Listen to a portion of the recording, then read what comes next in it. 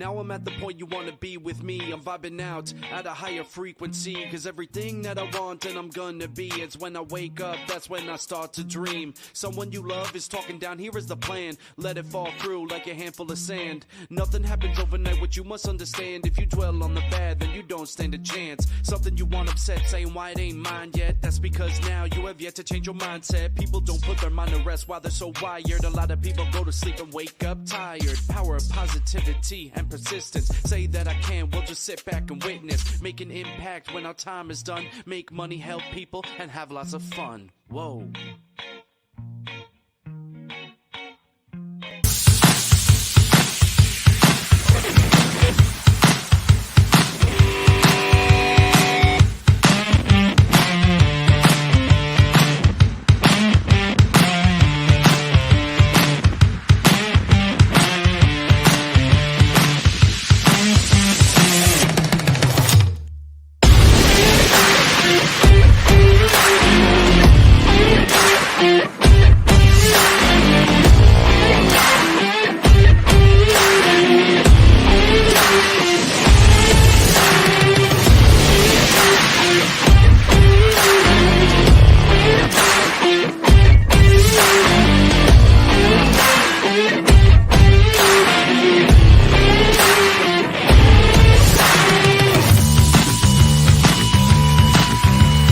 Welcome to Office Hours, hosted by legendary sports executive, entrepreneur, and investor David Meltzer, where the brightest millionaires, billionaires, and entrepreneurs in business, sports, and entertainment get together to talk about success, failure, and everything in between. There's so much more effort someone will give if it is not seen as the job, but the thing that they enjoy doing with their life. Take a deep dive into the mind of some of the world's most impactful guests. So I think oftentimes the thing that we're looking for is right there in front of our face. It's just disguised. But I actually really believe that not telling creative people what to do is exactly what you should do with creative people. To share their strategies and tools to dominate their respective fields.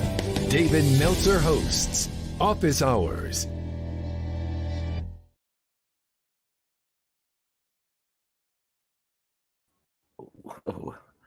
Welcome. We are live. All right. Welcome, everyone. It's Friday training and the Office Hours edition of Friday training. And we are having a great time and a great co-host with me today. We'll have a third one coming on as well. Dr. Lacey Book in the house, in Office Hours, Friday training. How are you, my dear? I'm doing fantastic. How are you? I was just memorized by my own trailers, and I saw Raluca doing the same, and I'm sitting there going, wow, that's pretty cool. We have Office Hours coming up in November and December as well, filming again. But I get to see you at the end of this month, which is approaching very rapidly. I'm here in Tahiti doing a mastermind of a different kind, and we have an intensive, intimate mastermind, VIP dinner, and a Chargers game versus the Bears. Very excited. What are you looking forward to most when you come out here with our VIP mastermind? The thing I love the most is just actually seeing how people make connections with each other. I mean, we get a lot out of it, of course, because we get to pour into others, but seeing the group pour into each other is always my favorite thing. Yeah, it's amazing. Mine's the frequency, and it's led by you and Sean, Dr. Sean Dill, who'll be here. But you create a space, and it's a little bit different as we go through different masterminds and teach and see how these different frequencies or different masterminds. And the idea of a mastermind, in case people don't know, is you have two people, and they together, when they create a higher consciousness or a mastermind. And if you look throughout history, there's so many different religions and cultures that have, whether it's minion or a variety of councils, that the purpose was to create this higher consciousness, this co-creative that has a lot more intention, individual intention as well. And nobody does it better than you and Sean, beyond the fact that you're mine and Julie's best friend, so we like doing it as well. So we're kind of cheating the code a little bit as well, hanging out with people that we love. But if anyone wants to join us, please just email me, Lacey, go to at Dr. Lacey Book or David@dmeltzer.com. and we will be with that. So in the session, what we're going to do, we have extraordinary guests, and we'll be taking questions in between and having conversations in between as Sean gets off his plane. And our first guest is incredible. He just led the way on our clubhouse, because it was in the morning here in Tahiti, and asked him to kind of lead the way with IPOs and investment. Nobody I know has more experience, and it has taken more companies public this year that I know of than Peter Goldstein, and his my book of my family, the main man himself, Peter Goldstein. Welcome to Office Hours. Good morning, Dave. Good morning, Lacey. Well, we just want to start out. Oh, sorry. You were leading the way on Clubhouse today. What was your number one takeaway, the leader in that community, as an entrepreneur of IPOs and investor, speaker, author, your book's coming out? What was your number one takeaway from when you led that group? You know, it was great to lead, Dave, to an audience that's really hungry for information and hungry for knowledge, and wanting to tap into and being able to open up the dialogue, you know, between people that are in different stages of their careers. And of course, for me, it's very fulfilling to be able to give back and give some wisdom and give some experience from all the years that I've had in the entrepreneurial field.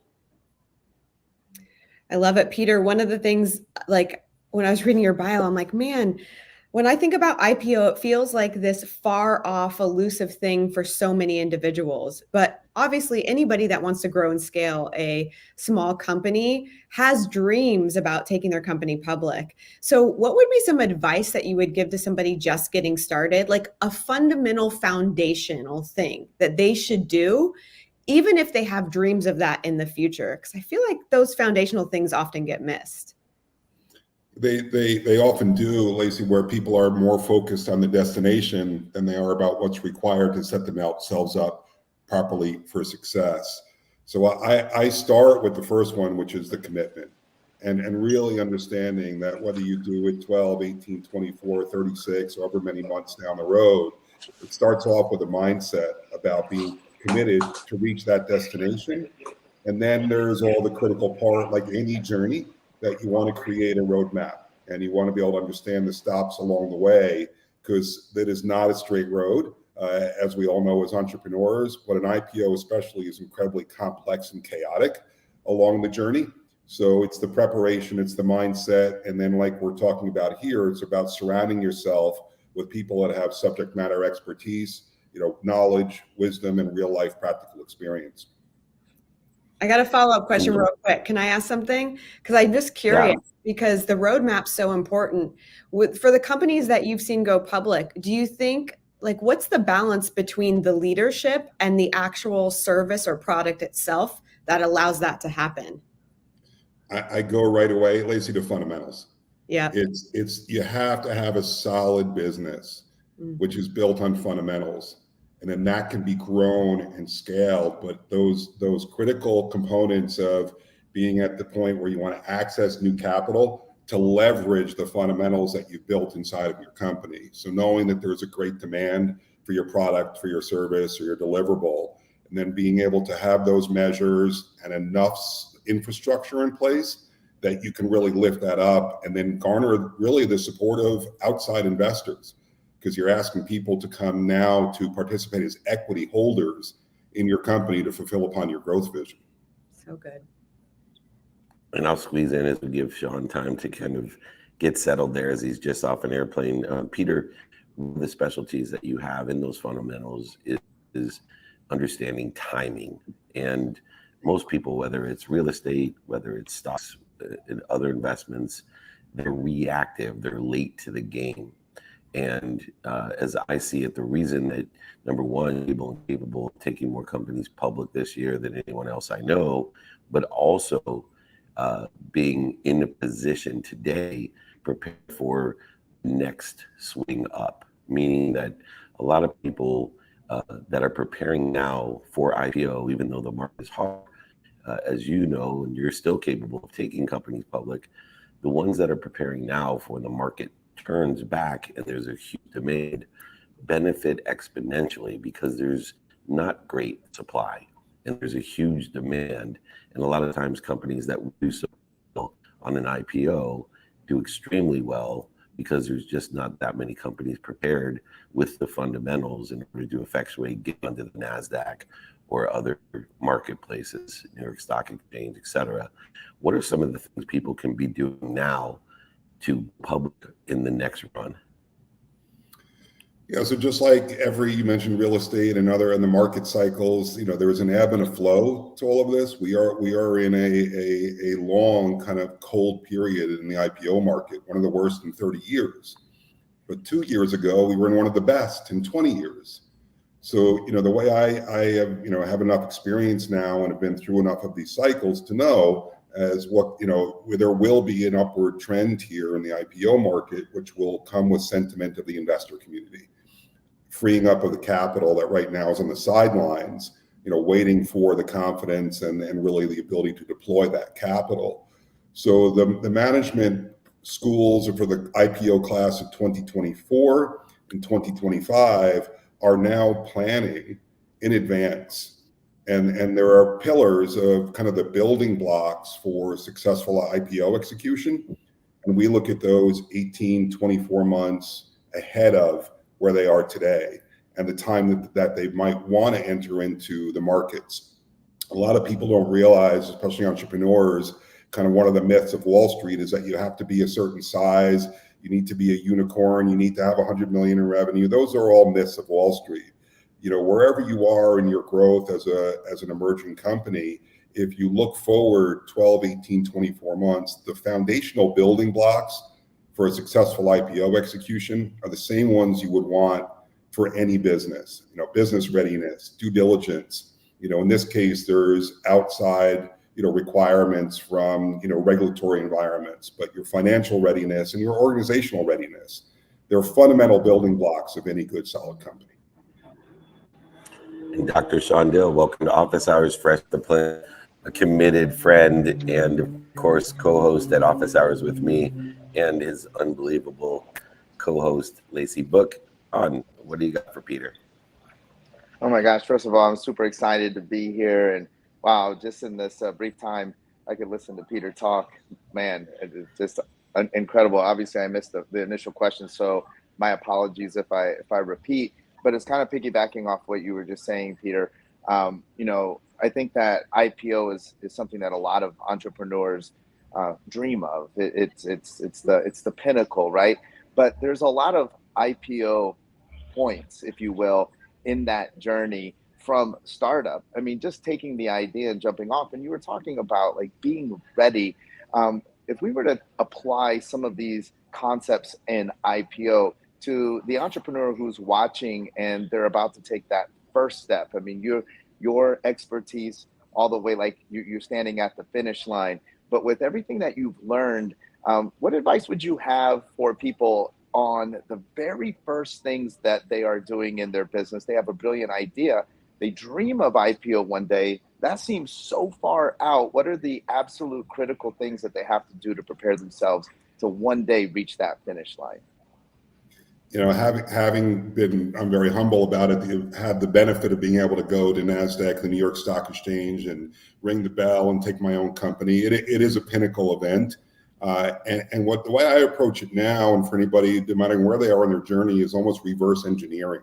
If you know that that's the goal of where you want to be, and this is what we do when we take on clients, is where are you now, and what are the metrics or the steps that you would need to do in order to satisfy the requirements. But if you go back further than that, even no matter where you are and as an entrepreneur in your journey, it's continuing to build on those fundamentals and look at your own business, the vision that you have, and then the resources. So I like to start with the team and making sure that you have people around you in the way of employees, your C-suite, advisors, board members, that can really help to guide you through those next steps with a vision that may be years down the road, it may be a decade down the road, but you're working towards an end goal, and then being able to kind of reverse engineer where you are, starting off with the vision and the people to help you execute and implement that vision. And just to have a book coming out, and I know you've been speaking around the world about these types of topics.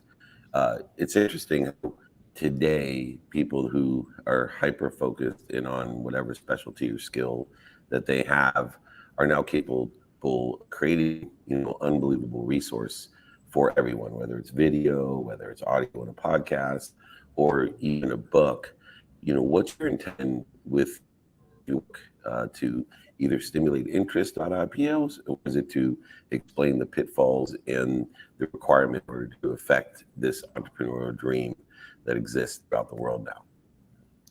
And David, it's really a combination of all those. I think it's my first time as an author, and I was really excited. This was a COVID project that led me to take a lot of my knowledge and start to put it onto paper, which cements, for those of us that have done it, really the ability to really crystallize your thoughts.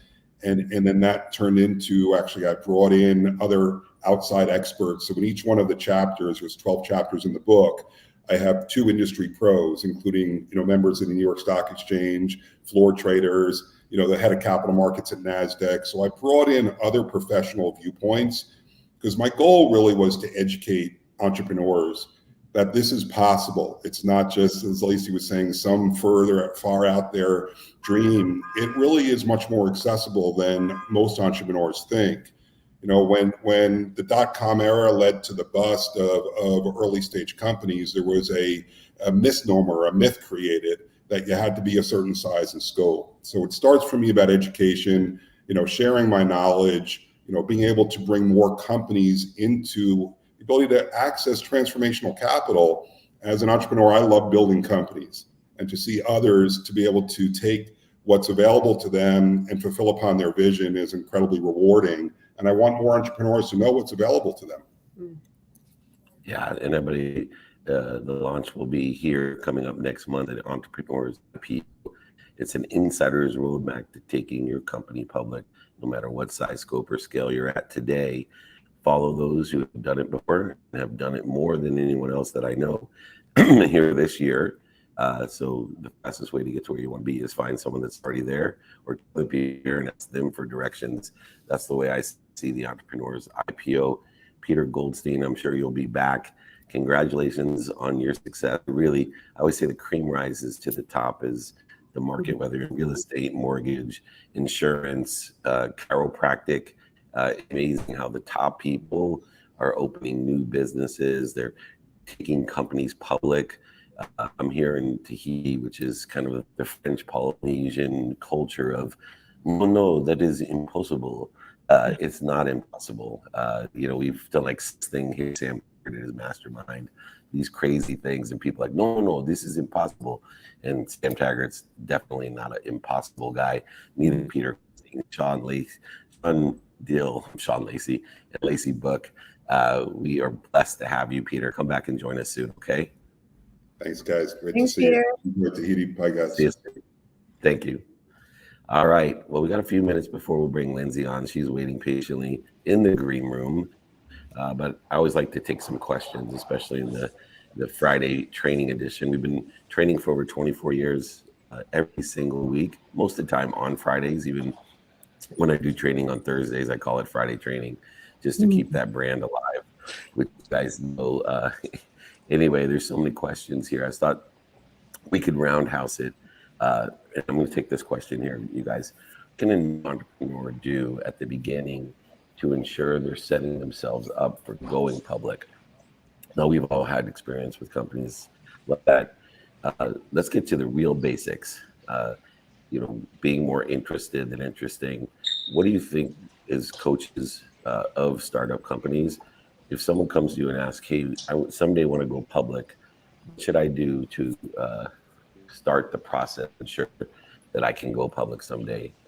Sean, I'm going to start with you since you were cheated on the last guest. Well, that's a great question. I think ultimately at the end of the day, you have to ask yourself if your product or service literally solves a problem that needs solving in the world. So many times entrepreneurs have a solution for a perceived problem. They're like, but Sean, everybody needs this. They just don't know it. And that's the difficulty, is they just don't know it. And so we're fighting uphill on that. And so I would ask myself, listen, this idea, this brilliant idea I have, does it literally solve a problem for the world? If it does, I mean, now we can create the fundamentals, the team, we can create everything around that solution set that you offer. And I think that you're home free. Love it. Lace? Yeah. So, well, first off, I kind of had an aha moment when Peter was talking. And I was thinking, even if you don't have a desire to take your company public one day, why would you not want to create a company that acts as if, right? Because that's what the most successful companies on the planet have the ability to go public. So I was listening to him talk about the fundamentals and how important kind of the infrastructure is.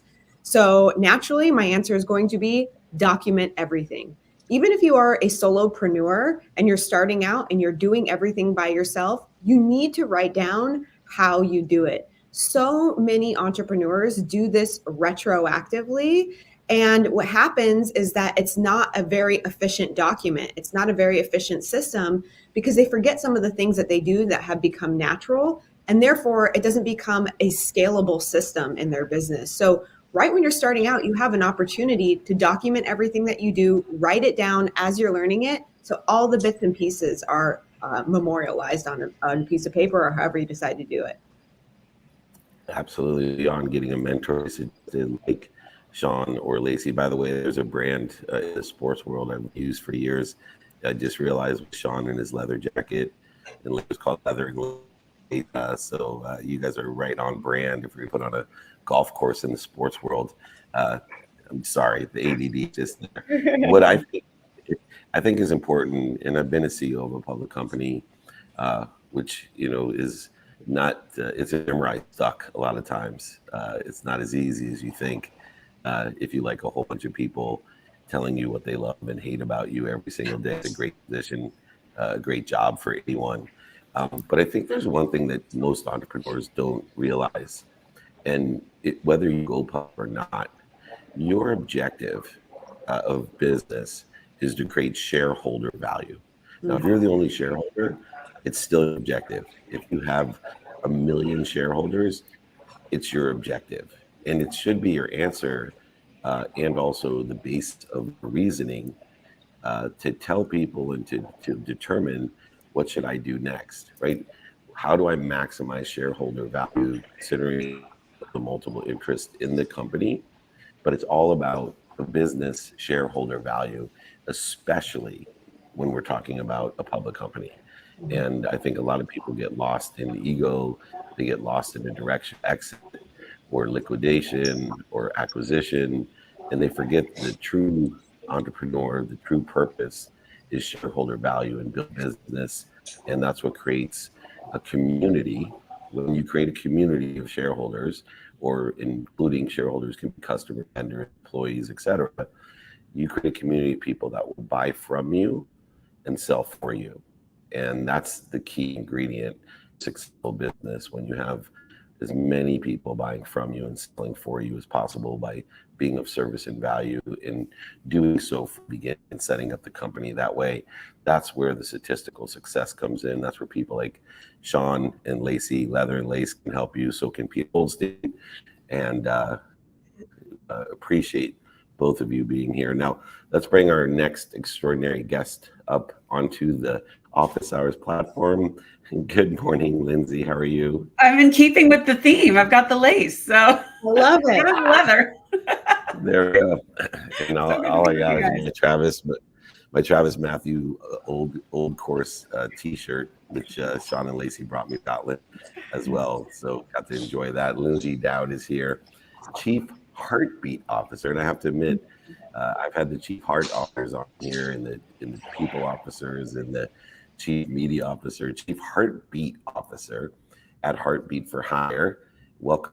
And she has a new book, which I cannot wait to delve into, Top-Down Culture, Revolutionizing Leadership to Drive Results.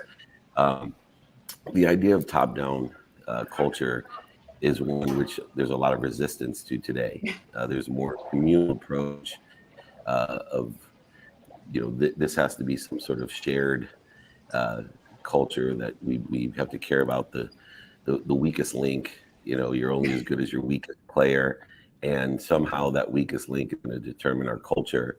This paradigm shift of understanding top-down culture, where do you see the greatest gains or the greatest value to a company by sticking to a top-down culture?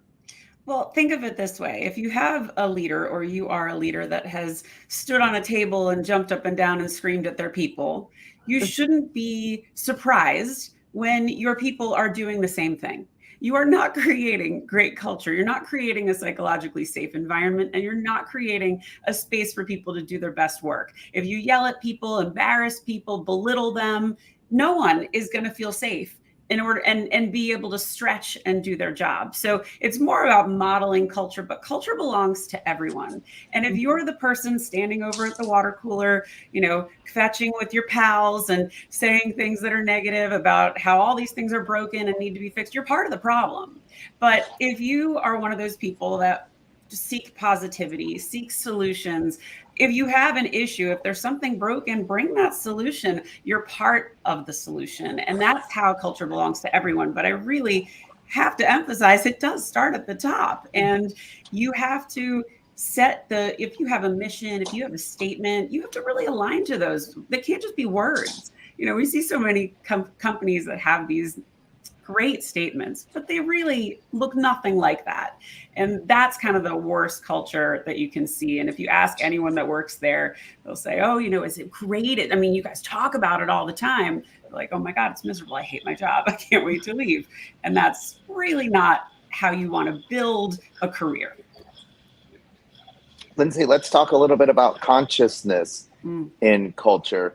I work with a lot of people that struggle with culture because the you know, as Dave was saying, the sort of the people have taken over, like the complacency, apathy has bled in. And so when we talk about top-down culture, talk to me about the consciousness. How important is it that leadership actually defines what they want to see as the culture? And I think that goes deeper than mission and vision, so that it doesn't just run away from us based on a few hires that we brought in.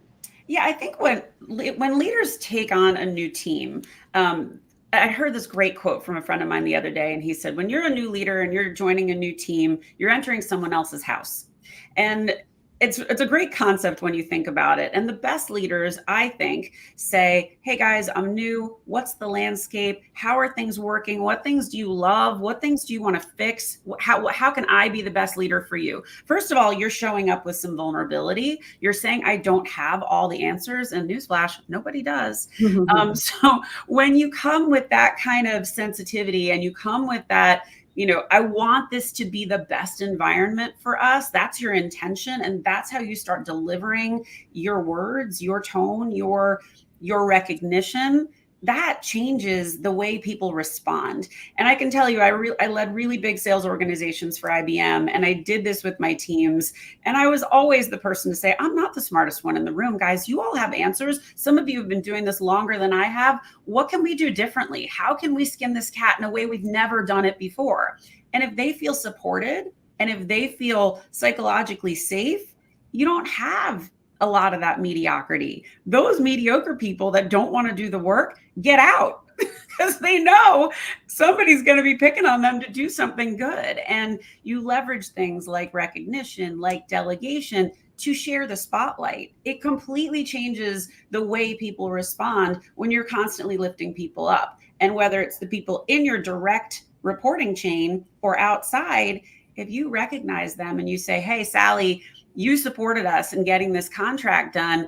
You know, I'm bringing you on my all hands call. I want everyone to recognize your work. Oh my God, she's going to be so loyal to our team. She's going to be saying, I love working with that team. Those guys are awesome. They all bleed positivity. They're all trying to get better. And you know what? The whole point of all of this is we're driving results. I came from sales, so I understand, like, culture is not an easy topic to talk about in sales. People are like, quotas, that's nonsense, that's fluffy. When it's right, you drive results. And I did it quarter after quarter, year after year.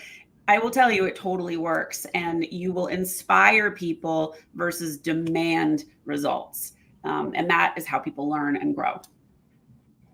Lindsay, I love what you're talking about right now, because I think a lot of people go into a situation and maybe the employees are driving the culture and they don't know how to begin that shift. And some of the stuff that you just said really, I think, could empower some of the listeners to figure out how to shift the culture that currently exists. But I want to go back even further. What if you're a brand new entrepreneur and you're getting started? Like, you may not even know what a culture in a business should look like, or how you want to define that. So where can somebody begin to understand, what does culture mean and what drives the culture, and how do I define it for my own business if I don't already have employees? Well, I think you brought up a great point, Lacey. And if you've never had a great leader, you don't know how to be a great leader. You can't be what you can't see. So that's why I wrote this book. And for the people that were the ogre style leaders, and you're saying, okay, it's time to be vulnerable, they don't know how to do that. They don't know how to all of a sudden be humble and say, I don't know something. That's really scary for them. So I hope the book is that bridge to help you understand this is what good leadership looks like. And I pepper in a lot of stories and a lot of horror stories and a lot of really great stories of, this is what it looks like. This is what it feels like. This is how people respond. But I think what you have to remember is you want to lead the way you want to be led.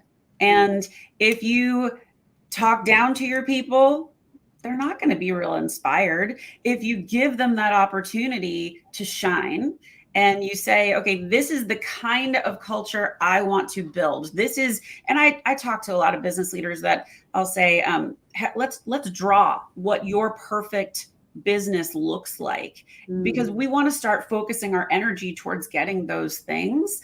It's so fun when you see them start to shift their mindset of, oh, okay, wait, I own a restaurant and my people don't understand that every glass, every sip, every bite costs money. And I need my people to understand that it's precious what they're doing, and they're creating memories, or they have an opportunity to create a memory. But nobody knows that if it's not being said. So you as an employee could understand this, but if you don't have a leader that understands this, you're kind of like, it's just a job. So to your point though earlier of, if you're that employee, some of the stuff I love to do, and I had people on my team doing this, was raising their hand saying, hey, is it okay if I mentor a couple people on the team? Oh my God, yeah, let's do it. And come back to me, tell me how it's going. Maybe we need to coach them. Maybe they need training. Let's figure out what that is. But those people that raise their hands, they get the opportunities. I get to advocate for them. And that's what lifts everybody up, because other people are watching and they're going, wait, I want that opportunity. How do I do that? Can I take on a project for you? Oh yeah, I got plenty, And engagement's a huge issue today. And it's the leadership complexity that I believe is causing lack of engagement. And part of that, I believe, is that as leaders, a lot of us who take on a philosophy, inspiration, and can't balance in motivation, actually can be utilizing fear. If you study people like Marshall Thurber and, social deviance, and understanding perturbation as a leadership quality in dose. I was curious how you felt about, it's been my experience, and, I come from an older school generation where it was all Vince Lombardi type of leadership that inspired people. And it is a mechanism to bring the best in people, that you have to have a balance and a counterbalance. Agreed. You cannot just kumbaya everyone to death about. I'm so glad. You have to. How's the best way that we perturbate people, but yet not, hurt their feelings and demotivate them and have them quit because you're so mean, because you want more for them than they want for themselves. I'm so glad you said that, because I think a lot of people, especially from the sales world, and I have a ton of Olympians and professional athletes on my podcast, so I hear this a lot, that, demanding kind of focus, but that comes from them as well, not necessarily from the coaches. And, what you have to do is what you said, is balance. And, you have to be able to deliver the tough messages. This isn't fluffy, nice to haves. This is modern leadership. Mhm. And when you can recognize people for what they're capable of and lift them up that way, you can have, first of all, the assumption is you're building trust, and trust is your currency. If you have that trust, you are able to give the tougher feedback. And instead of being like, and this happened to me, a leader said, hey, I don't like what you did on that last call. You didn't represent the company well. You didn't represent us well. Do better next time. Well, how do you think I did the next time? I sucked. I was terrible. I was so afraid of the words coming out of my mouth. I was like, I couldn't rely on my sense of humor, my ability to read people, my instincts, nothing. I was so scared of what I was going to say. Now, if she had said, how do you think that call went? If we had trust, I would have been like, I think I could have done better on this part. I don't think I know enough about this part. Can you role play with me, or could I sit with somebody and learn? Because I am becoming self-aware enough to know what I need to get better. But you have to be able to build that trust first, because when you deliver those tough messages and the tough feedback, if there is no trust, it's, oh God, we're in trouble. We've got to do this. And it's not inspiring to do that. You want your people to feel motivated and excited and involved and have a purpose. Mhm. I mean, most leaders forget that they have to provide purpose of why we're doing the work we're doing. But yeah, I do think it's a balance. And I had to deliver a lot of hard messages in sales. But because I created this safe space, they heard it, they listened, they understood the way we needed to pivot and move. And yeah, you're going to get stuck having to lay people off. You're going to get stuck having to fire people. But if people know that you're a heart-centered leader, and you can explain the circumstances or why it needs to happen, most of the people that I had to lay off, I'm still in touch with today. And that's hard to do. I said I never wanted to get good at that, and I still don't think I am. I'm like changing people's lives in that way. No. It's my least, and I'm my very first employee with Warren Moon. I told her it wasn't a good fit. As this poor person I caught getting high at lunch. And she hated to talk to me for a year, but once again, I ended up officiating her wedding years later. And, that incident propelled her to a better place, a better position. Yeah. Check out the podcast Heartbeat for Hire. I'm sure you'll want to reach out to at least Lacey. I'm not sure about Leather over there or myself, but all the social media superstars, pro athletes, even award-winning journalists have been on. We love to participate in that as well. Lindsay, if you want to be a leader and you can revolutionize and drive results, you have to have the balance and counterbalance of understanding it's not what you say, it's what they hear and how to walk. And Lindsay's been doing it for years at the highest level. Thanks for pouring into our community. Please come back. We have many other shows between the three of us. We'd love to have you participate in. We appreciate you. Thank you. I'd be delighted. It was such a pleasure. And I honeymooned in Tahiti, so enjoy. Wonderful. We got about 20 more hours, but I am enjoying. Thank you so much. Take care. Thank you for having me, guys. Great to see you. You're awesome. What a great leader. So many different ways to articulate leadership, which brings up a question that I have. In the context, there's, Lindsay's laid people off. She's had to fire people. She has the right intention. But sometimes when you're a great leader, people are afraid to hurt your feelings. And I've actually been running into that lately, with other people that, they don't realize that this is not involuntary servitude. Your occupation, your activity you get paid for is not involuntary servitude. And great leaders want the best for you. And you damage the relationship because you're too afraid to ask for help, either find within a company where you may be a better fit or outside the company where you fit, but you ruin your credibility because you're too afraid to tell the truth. And then you find out as exacerbated that it's damaged your culture and your community because people are afraid because they're pleasers, not because they hate you or admit it, but they want to please you. And they're like, but he's done so much for me or she's done so much for me. I can't break to them that, I want to work a different job or a different position. And to me, that's been the greatest struggle lately, to have people like that. It's like, and you may say it every Monday, Wednesday, Friday, I am here to help elevate you. How have you both dealt with that aspect? Because I know you have, where people love you both so much that they're afraid to tell you the truth. Well, I think number one, I mean, for those that listen to any of my content, I'm a big proponent of systems. I think that every business needs to actually have a designated time where somebody can review you. I think as leaders, we go in and hire employees and we think to ourselves, oh, we need to set up a 90-day review to just review their performance. But we don't open the lines of communication for us to be reviewed in that time either. So I always tell all my clients. Can I interrupt you for a second? So, Yeah. I have that system, and yet I Yes. still find it perpetuates the people that are afraid to tell you the truth are now giving you a false review. And then it exacerbates the situation, because when things go the way that was planned, you're like, yeah, but you just told me. But you just told me that you're in 100%, that you love being here, you love, right? You just told me that, and now I found out you're working for this other person, right? Well, or you're doing this. Well, yeah, I guess I would say they're not the right people then, right? Because if they're not able to actually be open and honest with you in a provided space, and then not take responsibility for not telling you something, they're probably not a good fit for your culture anyway.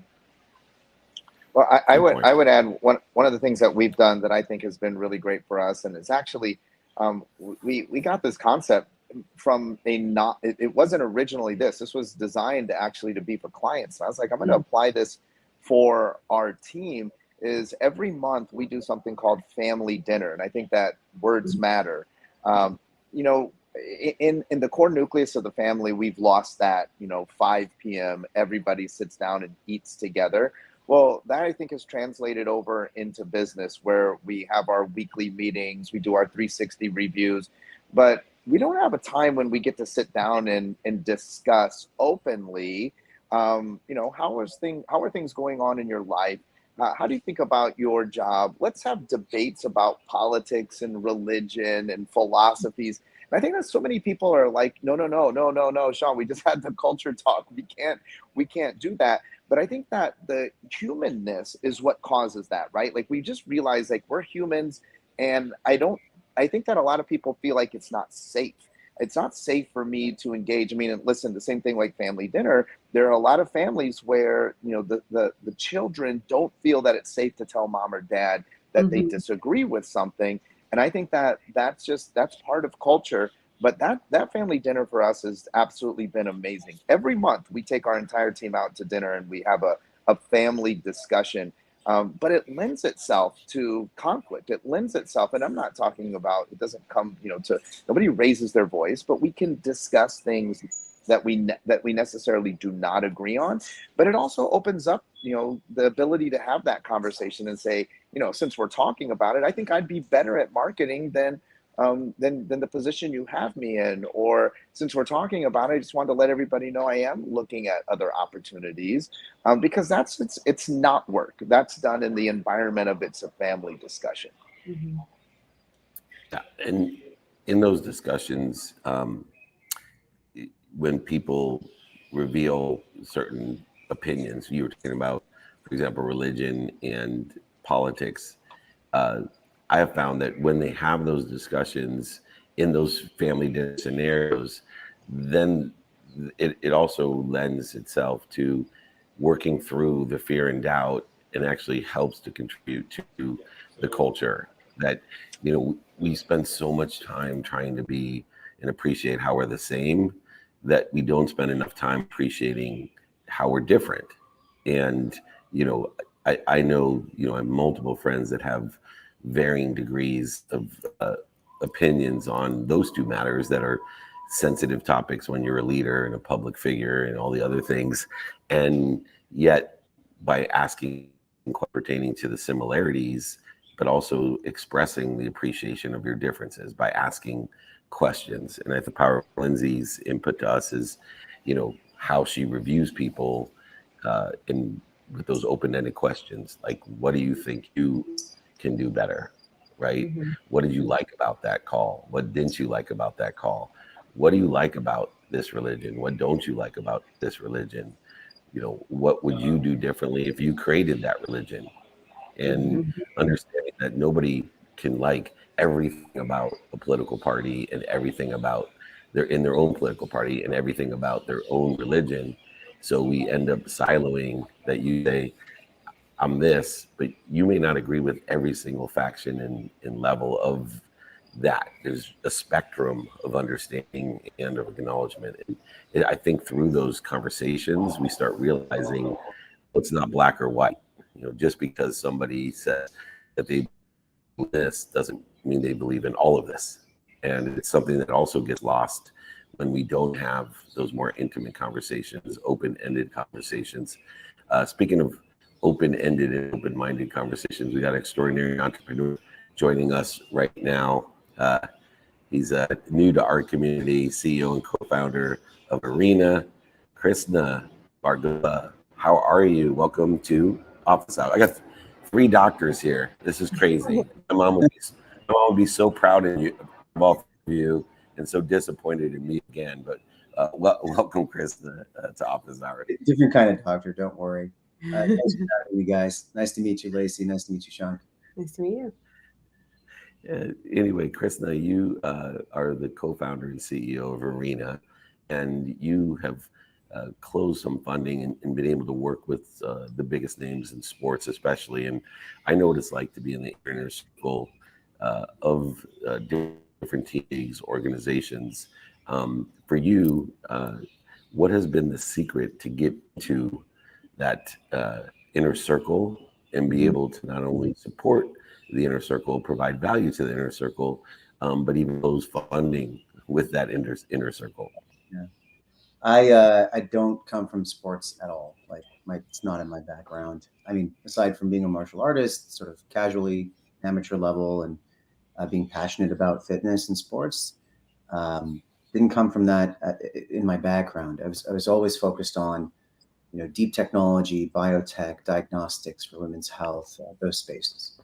So what I found worked really well is just ask, just show up and ask. And if you do that enough times, and if you seem like a reasonably serious person, someone will answer. And, once you get that one conversation, that one 10-minute, 15-minute conversation, and they just sort of get it. They get what you're doing. And you find that connection. Then it's pretty easy to just ask them, who else do you know? And then so 1 becomes 2 and 2 becomes 4. And before you know it, you're kind of broken into these inner circles, which I think a lot of us perceive to be truly like an echelon that rebuffs people, doesn't let people in. But the reality is they're just people like us, right? So if you can find a way to relate with, their passions and have some commonalities with them, it's not so hard. Black, let's dive into like the actual benefit that you're bringing to your clients. Obviously, once you're in that inner circle and you've just asked, tell us a little bit about what it looks like to work with you and the benefit that you're bringing to your clients. Yeah, so we, just for the broader audience who's not familiar, we make a portable robot for strength training. And what the hell is that, right? So it's like a box, a 2x3x1 box with the cable sticking out of it. When you look at it, you say, "Oh, okay, this is a very tough looking box. It's covered in bed liner and it's made of aircraft aluminum." But what's going on inside is we've miniaturized this electric drivetrain technology that you would find in a high performance car. And so you can set the resistance with your phone. You can work out against that cable, and it'll instantly set the resistance. There's no like weight stack or dumbbells or anything like that going on. And it's also measuring everything you do all the time. So if you have any familiarity with strength training, it's actually pretty complex. You can read 100 articles online. They're going to give you 100 pieces of advice on what to do.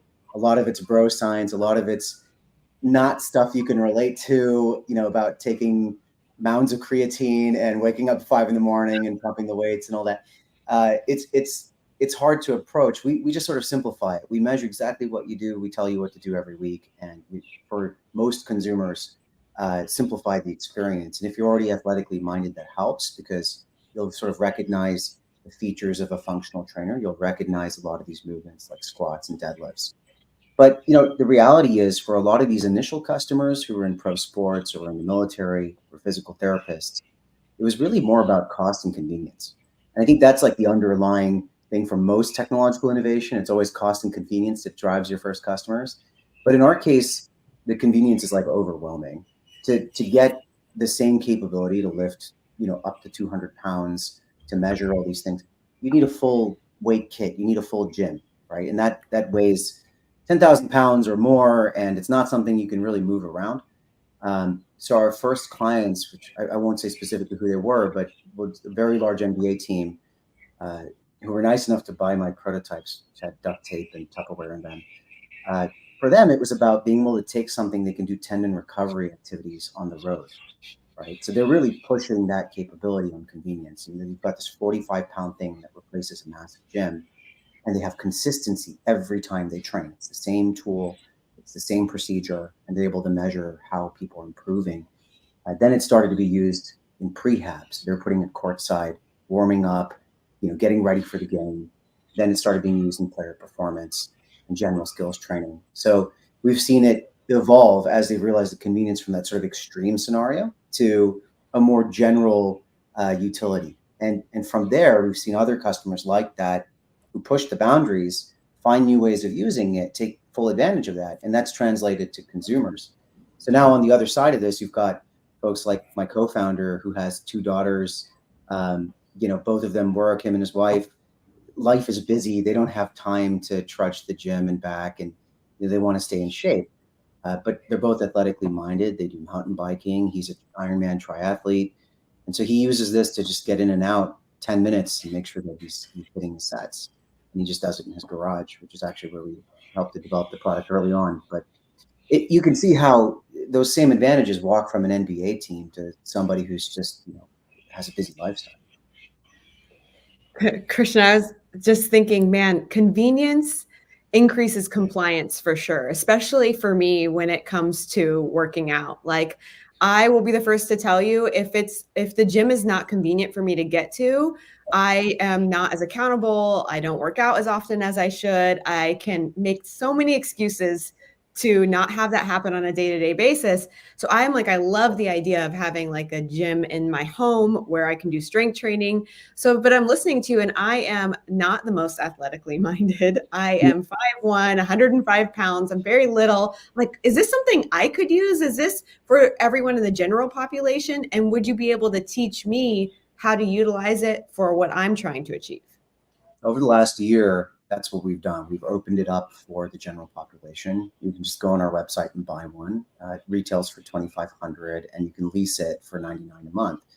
And the reason we have those 2 models is if you're not particularly athletic, but you don't want to pay for a gym membership that you probably don't use, right, this is something that you can take advantage of in your house. And honestly, we've had a growing group of customers that are coming together who use it for that.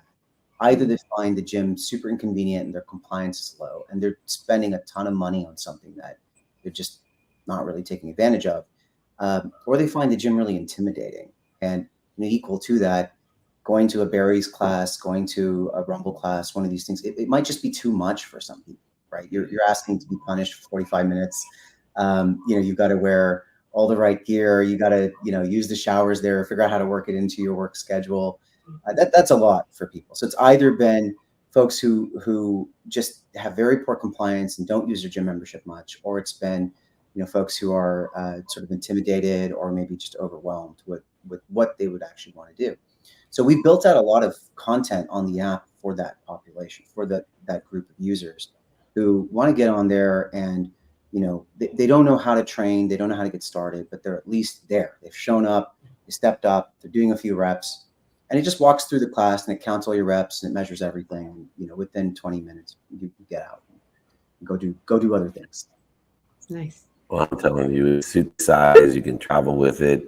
I'm looking forward to the upcoming holiday sale of all of their products. So I can, next time when I come to Tahiti, I have to wait until 9 a.m. for the gym to open, since It's still only 5:24 a.m. here. No better way to get your minimum amount of time with the activity. Most important, the non-negotiable of health. That is, the 3 doctors know better than I do. If you're healthy, you get as much as you want. If you're unhealthy, you only get 1 wish.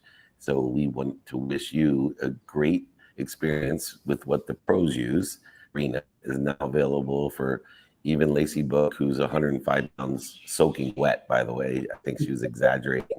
You know you're in really good shape. You have to lie about how much you weigh to the opposite.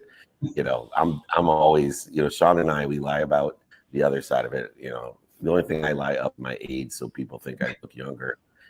So I'm like 10 years older than Sean, and people are like, really? That's amazing. Anyway, Krishna, congratulations. Where can people check out the upcoming holiday sale that you guys has? It is arena.fit. That's right, arena.fit. You want to check us out on Instagram. We have a lot of content up there of athletes, normal folks using it. It's at go.arena. I think we got you new beautiful endorsement model. Dr. Lacey Book would be perfect, and we could do it. She's like soaking wet. We can have my guy Keaton give a voiceover. Get your unit. Let's get the first thing. Right. Exactly. You can't find anyone better than her, I'll tell you that. If I had a product, that's who my spokeswoman would be for sure. Anyway, thank you, Krishna. We'll have back. Thanks for having me, guys. Appreciate it. Have a good one. Bye. He's awesome. All right, guys, 3 great entrepreneurs in the 5 minutes of our Friday training. First, I'd like to thank Leather and Lace for joining me, especially you, Dr. Sean Dill, for jumping off the airplane. He really shooted down into that airport just so he could make the show on time. And of course, Dr. Lacey Book, who'd like to give me their takeaway of the day? My takeaway of the day is trust is your currency. I think Lindsay said that, and I just love the way that she articulated that.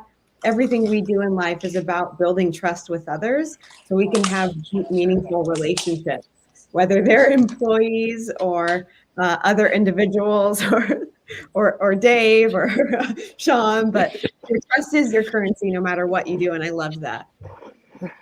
Oh, well, Dave's sorting out the lights there. Clap on. One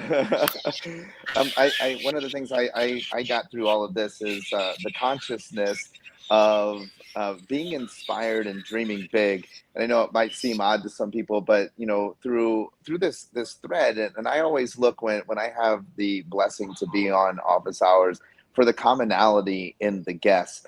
And, you know, all the way from in stage IPO, and I'm sure Krishna was probably like, hey, one day I want to see my product make it to that level. And then in between with Lindsay, right, the bridge, culture. But I think that my takeaway today is, man, just dream bigger, all of us. I mean, I even think the 3 of us, like, we need to dream bigger. And then we just have to, you know, bridge that gap, that culture gap. That'll take us there. And then, you know, thank goodness we know people like Dave who knows people who can help us to get there. And so, listen, for everybody watching, we have all the tools. It's up to us to pick up those tools and build something incredible, because tools, they don't ever build anything by themselves. And so that was my takeaway today.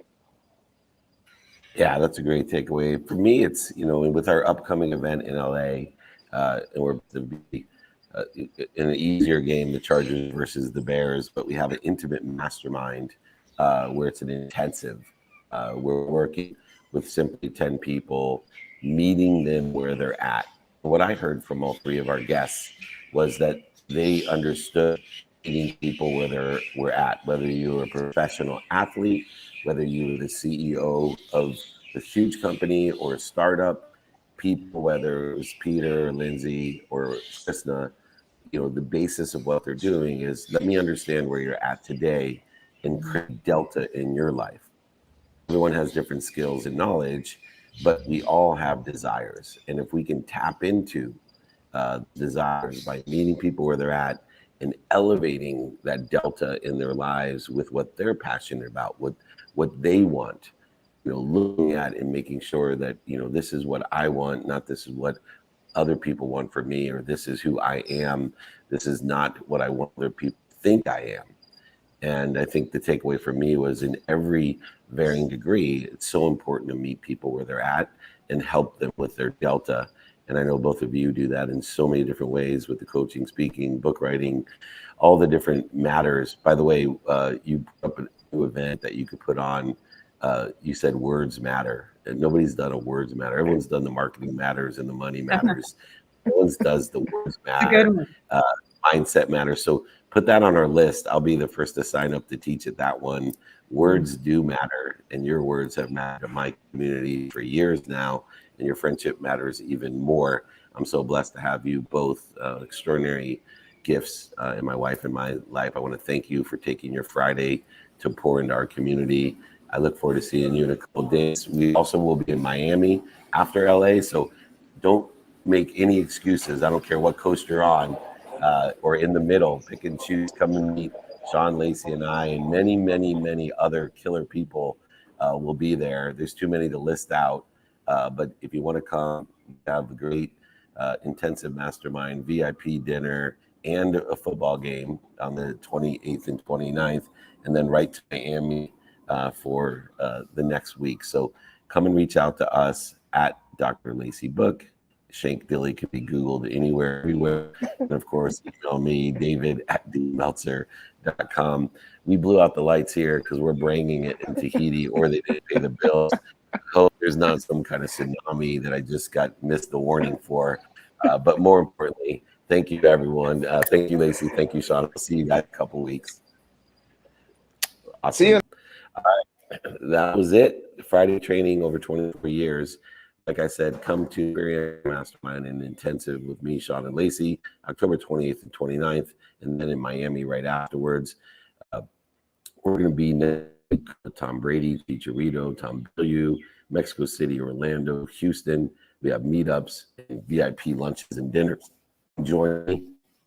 You can join my text community because I can't keep up with where I'm going and what I'm doing either. So get alerted to that, including our trainings and our groups. David@dmeltzer.com, 949-298-2905. I want to thank our team. Remember, most importantly, be more interested than interesting. Be kind to your future self and do good deeds. We'll see you later.